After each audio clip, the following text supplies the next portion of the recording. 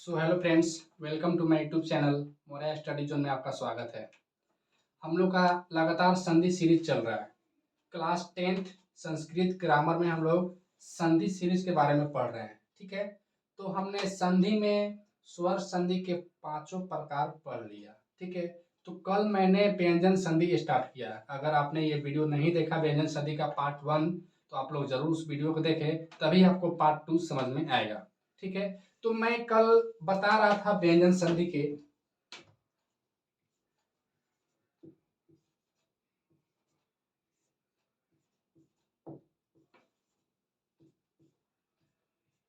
ठीक है, व्यंजन संधि पे हमने कल बात किया पार्ट 1 में। ठीक है, पार्ट 1 का वीडियो आप लोग जरूर देखें, तभी आपका पार्ट 2 ये समझ में आएगा। तो व्यंजन संधि के डेफिनेशन के बारे में हमने जाना और उसके अंतर्गत एक तो रूल भी हमने पढ़ा। ठीक है, तो व्यंजन संधि कहते किसको कल हमने पढ़ा है। एक बार फिर से मैं इसको रिकॉल करता हूँ। व्यंजन संधि स्वर वर्ण और व्यंजन वर्ण के मेल के कारण। ठीक है, इसमें क्या होगा, स्वर वर्ण प्लस व्यंजन वर्ण। ठीक है, स्वर वर्ण और व्यंजन वर्ण के मेल के कारण जो व्यंजन वर्ण में परिवर्तन आएगा, परिवर्तन किस में आएगा, व्यंजन वर्ण में। ठीक है, जो व्यंजन वर्ण में परिवर्तन आएगा आपका वही व्यंजन संधि कहलाएगा। ठीक है, सिंपल सा डिफिनेशन है, मैंने कल इसके बारे में बता दिया है। आप लोग पार्ट 1 वीडियो जरूर देखें। ठीक है, मैंने कल पार्ट 1 में रूल 1 पढ़ा। रूल 1 हमने क्या पढ़ा, तो प्रथम वर्ण का परिवर्तन, प्रथम वर्ण का परिवर्तन किसमें होता है, तृतीय वर्ण में। ये हमने रूल 01 रूल 1 के अंतर्गत हमने ये जाना। कैसे होता है, क्या होता है, आपको वो वीडियो देखने के बाद पता चलेगा। ठीक है, तो आज हम लोग रूल 2 पे बात करते हैं। तो मेरा रूल 2 क्या कहता है, रूल 2।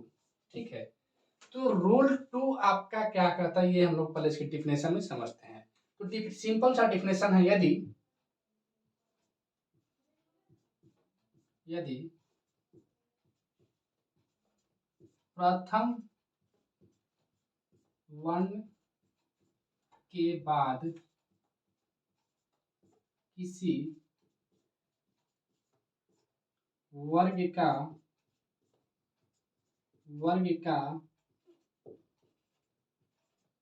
पंचम वर्ण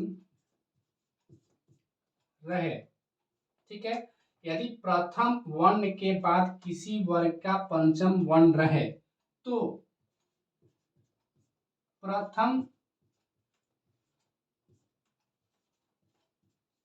वर्ण का परिवर्तन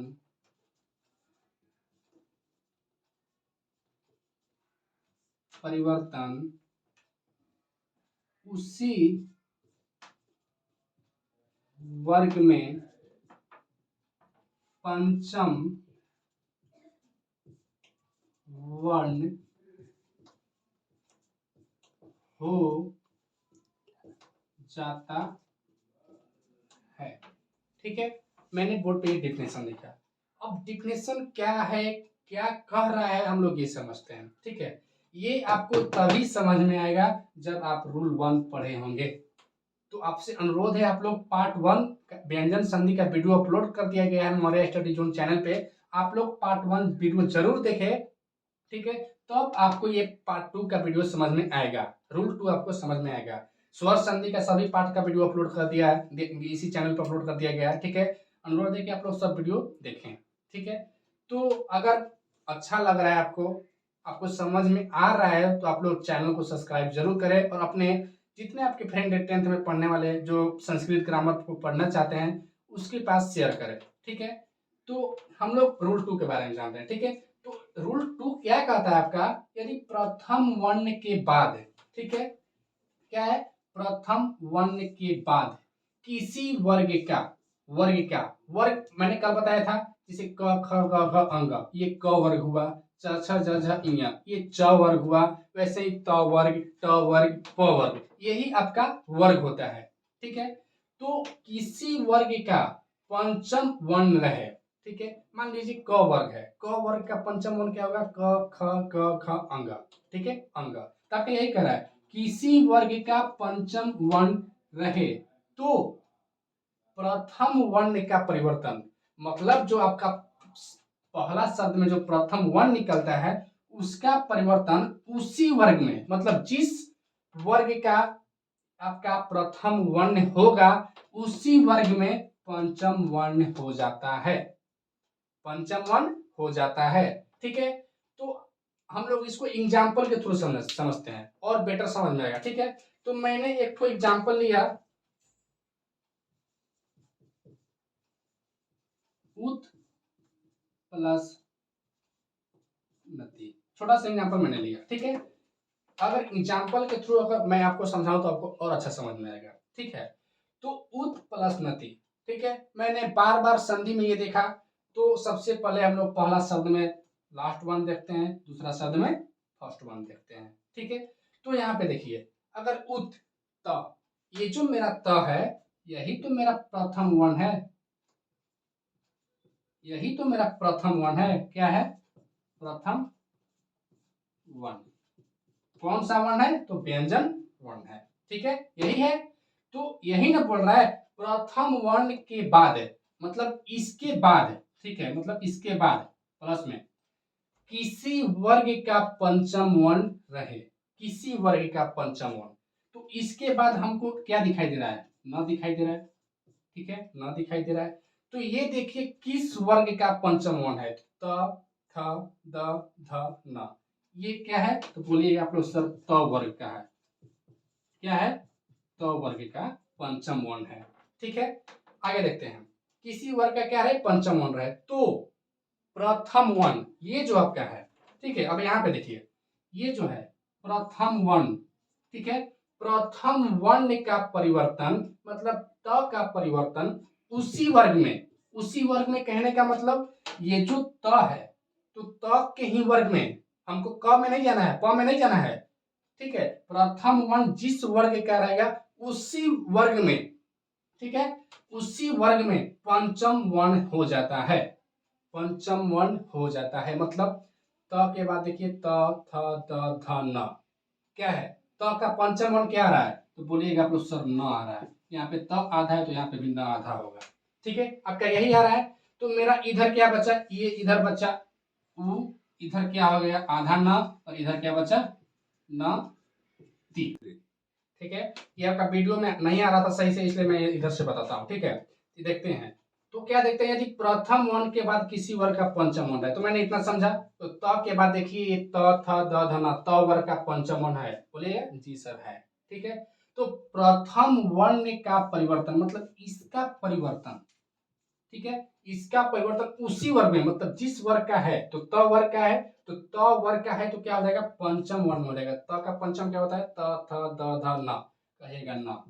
ठीक है, त यहाँ पे आधा है तो न भी यहाँ पे आधा होगा, तो आपका क्या बचा, आपका बचा क्या, ये उ बचा, और ये आधा न आ गया, और इधर आपका नत्ती बचा।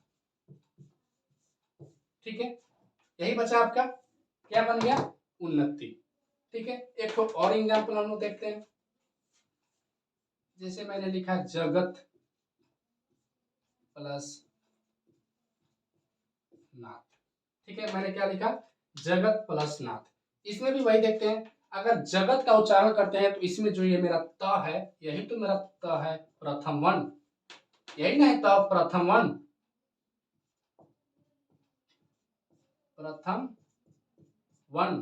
ठीक है, तो क्या है इसमें देखिए प्रथम वर्ण के बाद किसी वर्ग का पंचम वर्ण हो, तो देखो इसमें भी देख रहे हो तो न है मेरा, न है, तो न जो है किस वर्ग का पंचम वर्ण है, तो त वर्ग का पंचम है, ये तो आपको समझ में आ रहा होगा, त वर्ग का पंचम वर्ण है। ठीक है, तो देखो प्रथम वर्ण का परिवर्तन, मतलब इसका परिवर्तन उसी वर्ग में, मतलब जिस वर्ग का है पंचम हो जाएगा, त थ द ध न, त का पंचम क्या होगा, तो न होगा, यहाँ पे न त आधा है तो यहाँ पे भी क्या होगा, न आधा होगा, इधर क्या बचा जग, इधर क्या बचा नाथ, यही बचा। इसको कैसे हम लिखते हैं, जग आधान तो कैसे लिखते हैं, ऐसे लिखते हैं, क्या बन गया नाथ। यहाँ पर अगर विसर्ग है तो विसर्ग देना है, नहीं है तो नहीं देना है, ठीक है। क्या बन गया आपका जगन्नाथ, ठीक है, यही बन गया।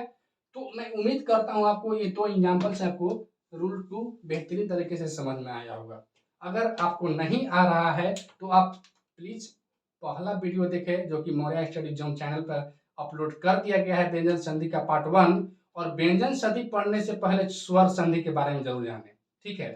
तो उम्मीद करता हूँ आपको ये समझ में आया होगा। अगर समझ में आया तो चैनल को सब्सक्राइब और लाइक जरूर करें और अपने दोस्तों के पास शेयर जरूर करें। Thank you.